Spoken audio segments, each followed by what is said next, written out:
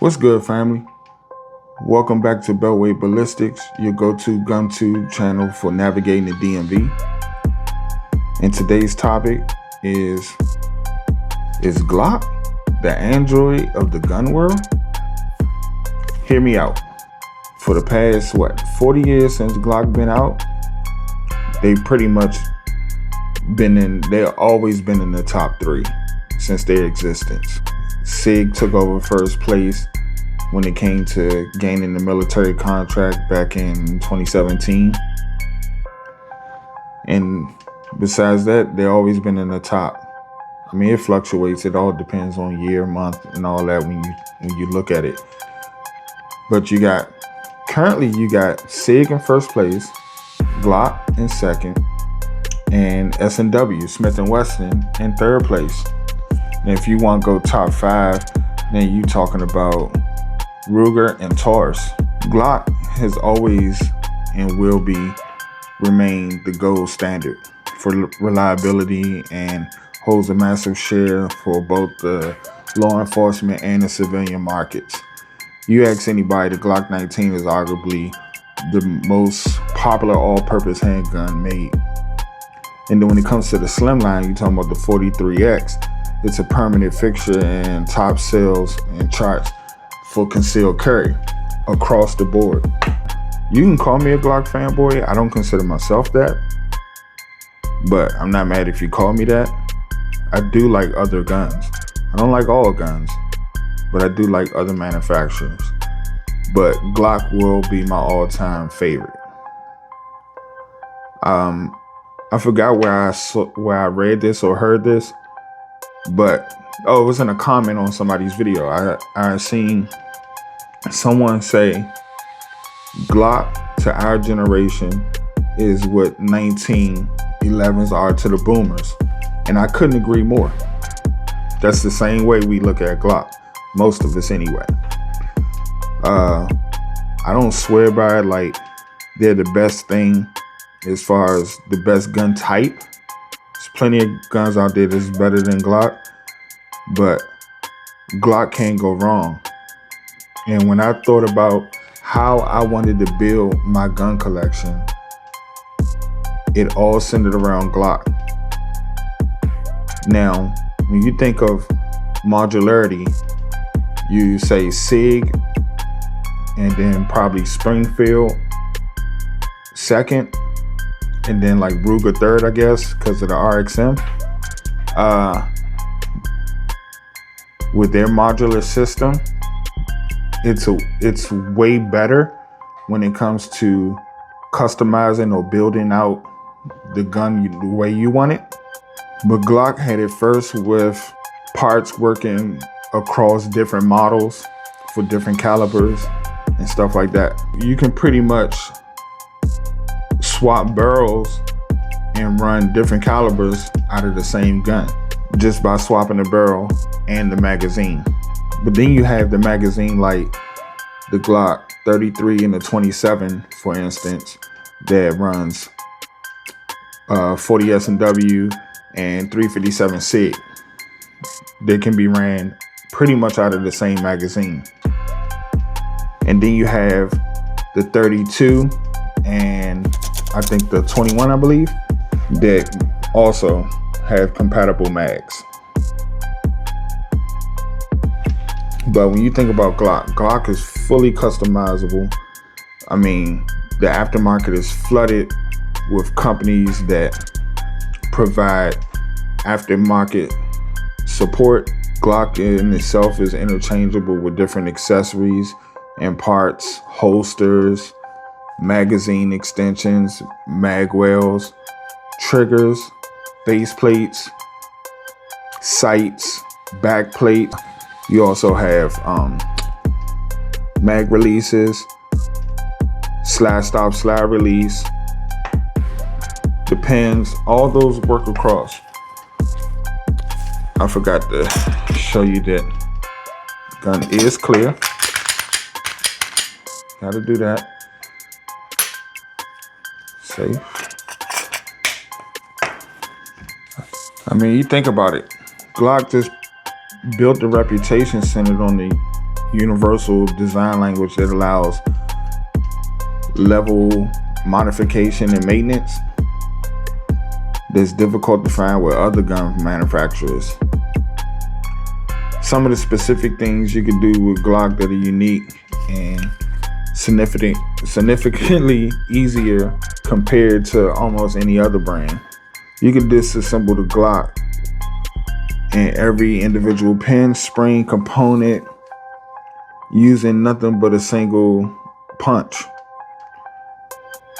Most handguns like the SIG or the Smith&Wessons, you need various tools, different size punches for your roll pins and stuff like that, hammers. You need all types of tools to break it down. When you think about Glock, like when it comes to field stripping or something like that nature, Glock is just simplified. You can field strip it down in probably like 5 to 10 seconds. Easy. Because the design remained fundamentally the same across different generations. Now, some people the haters will say that's a bad thing. But in my opinion, it's a good thing. They make subtle changes, and when you look back to the generation 1, then you look all the way to 6, you see how much it then changed over the years. And most people will say, why buy Glock and then turn around and got to put all this money into it just for it to run right? No, it runs right out of the box. But if you want it to run like some of these higher end guns, faster, smoother, have all the cool slide cuts and all this stuff, Glock pretty much give you a gun that won't fail, that's a clean, what do you call it? It's a clean palette, straight out the box to do what you want. And that's what I like about it the most. Because when it comes to something of mine that I'm collecting, I want mine to not always look unique, but unique for me. Now, it might look similar to other people's guns, but I don't want it to look like everybody's gun, So, Glock gives you that blank canvas. That's the word I was looking for. The canvas. It gives you that blank canvas where you get it out the box. You can build it up for competition. You can customize it to make it comfortable and easier to shoot for concealed and carry, or just for aesthetics, just to make it look cool if that's what you want.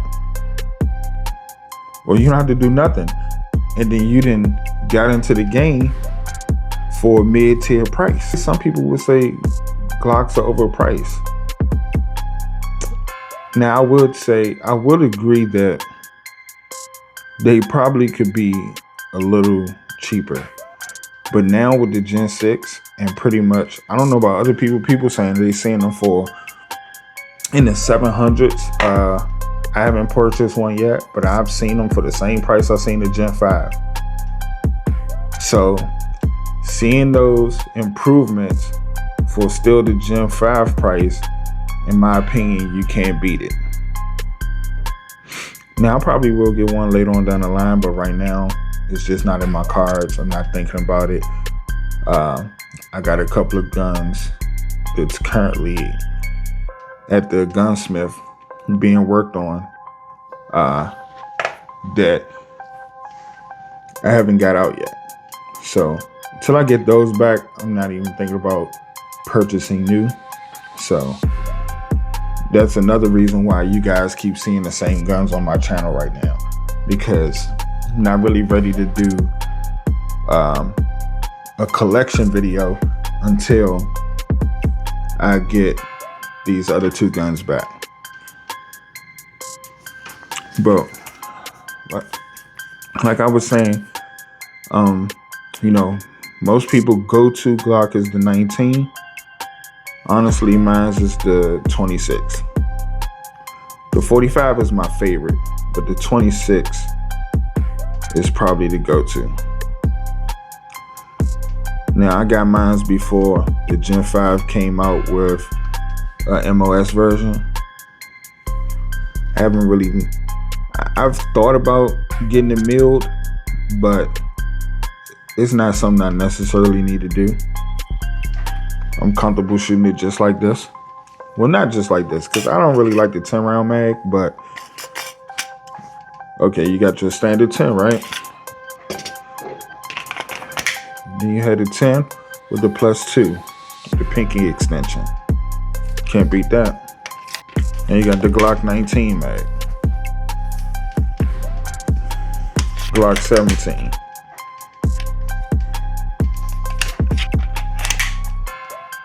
Then you got your 30 round mag.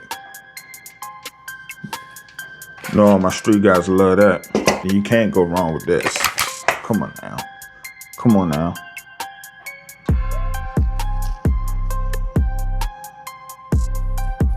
Oh, I know. Tell me she don't look right. It's something about the 26 with a drum. Come on. She's sexy. I can't even lie.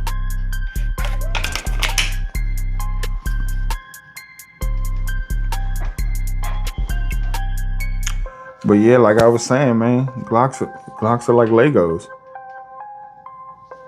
I mean, you had a 26, every double stack 9 across, no matter what it is, whatever double stack 9mm magazine that'll work in a Glock will work in the 26. And this is one of the top reasons why it was my first purchase.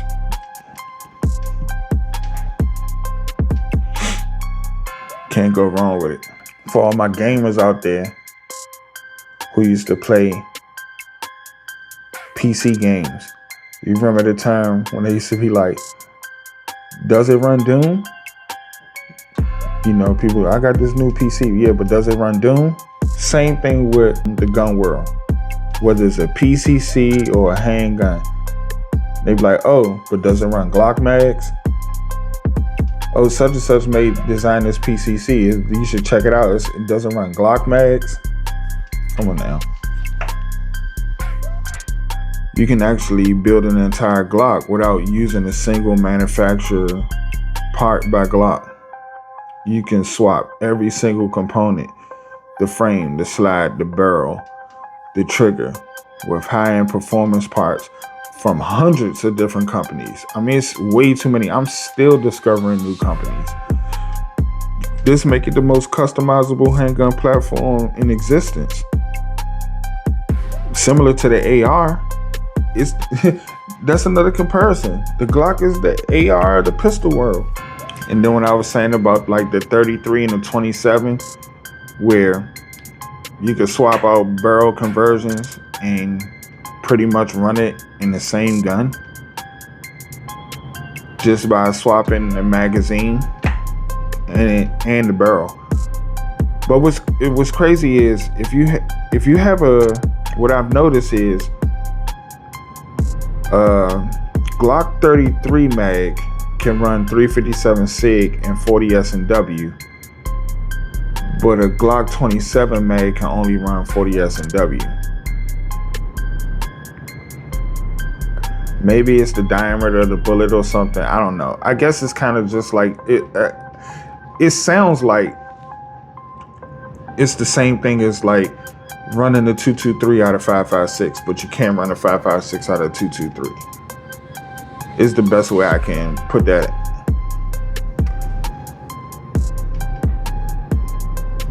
But if you got a 40 S&W, you can also run a 9mm as well as a 357 SIG out of it, just with a conversion barrel. I mean, pretty much it's the same slide, same frame. This is a Glock 26. Without the markings on it, you wouldn't know if this is a Glock 26, a Glock 27, or a Glock 33. It's all the same size, different calibers.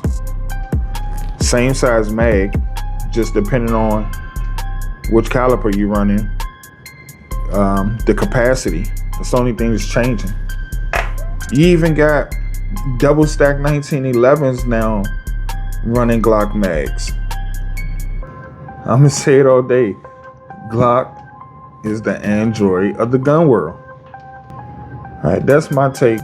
If you want to debate, argue, or dispute my claims, drop it down in the comment, and I'll see you there. I'm out.